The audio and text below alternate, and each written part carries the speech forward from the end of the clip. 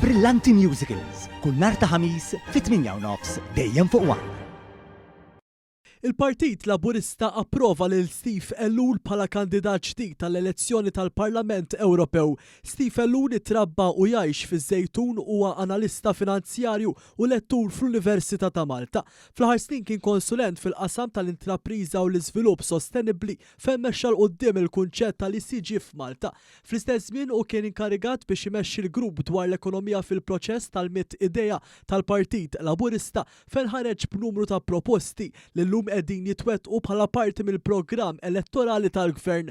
Bħala kap eżekuttiv tal-Aġenzija Project Green huwa wkoll telaq proġetti ambjentali b'saħħithom f'San Ġwan u f'Bormla kif ukoll tnieda il-Community Greening Grant li qed jara investiment f'16 il-lokalità madwar Malta u Għawdex. B'kollox taħt it-tmexxija ta' Ellul Project Green irriġenerat 40,000 metru kwadru ta' spazju miftuħa fosthom il-park tal-familja f'Birzebbuġa, estensjoni ta' parks f'Ħażabbar, il-Mosta u Marsa Skala, kif ukoll ġonna fil-Qrendi, il-Gudja, Ħalsafu u l-Kalkara.